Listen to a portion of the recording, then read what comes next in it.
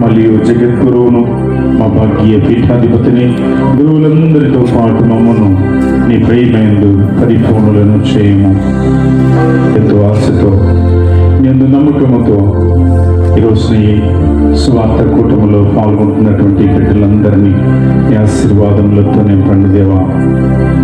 ఈ రోజున పూజలు సమర్పించుకొని వారి విన్నపాలు నీ పాదాల దగ్గర చేర్చి ఆశీర్వాదము కావాలయ్యా అని చెప్పేసి నేను వేడుకుంటున్నటువంటి బిడ్డల మొరలన్నీ కూడా ఆలకించి ఆశీర్వాదములు దయచేయండి దేవా.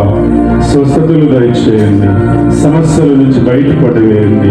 ప్రార్థన జీవితంతో టీకానికి దగ్గరవడానికి, ఉపవాస తపోక్రియల ద్వారా నీ మెప్పును పొందుకోవటానికి ఈ బిడ్డలు వచ్చినటువంటి బిడ్డలందరినీ కూడా నీ ఆశీర్వాద హస్తముల చేత దీవించండి. ప్రతి మనవిని కూడా ఆలకిస్తూ ఆశీర్వాదం పంపండి దేవా. ఈ రోజున భోజనాలను దాదులుగా ఉండి సహాయం చేసినటువంటి కుటుంబమును ప్రత్యేక విధముగా జ్ఞాపకం చేసుకొని ప్రార్థన చేస్తున్నాము. ఆశీర్వాదాలు దయచేయండి దేవా. వాళ్ళ ఉద్దేశములన్నిటిని కూడా దీవెనలుగా చేయండి. ఎంతో మంది బిడ్డలు దీక్షలు తీసుకున్నారు. ఆ దీక్షలన్నీ కూడా ఫలవంతం కావాలి. నీ కృపను పొందుకోవాలి. ఆశీర్వాదములు పంపండి దేవా.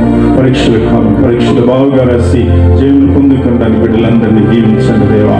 ఉదాహరణకు నమ్మికతో చనిపోయిన మా సహోదరులను నీ కనికర ముందు చనిపోయిన వారందరినీ స్మరింపుడు, వారిని నీరు ప్రకాశములనికి చేర్చుకున్నాడు. మా అందరికీ దయచూపుడు. దేవుని కన్నెక్కలేదు మరియ మాతతోను, పునీత జోజప్ప గారితోను, పునీత ఇన్యాస్ గారితోను, పునీత అపోస్తులతోను, ఆది నుండి నీకు సేవ చేసిన పుణ్యాత్ములందరితోనూ మాకు నిత్య జీవములో భాగమును దయచేయుడు. ఇప్పుడు వారితో కలిసి మేము నీ కుమారుడు యేసుక్రీస్తు ద్వారా నిన్ను స్తుతించి మహిమపరచుతాము.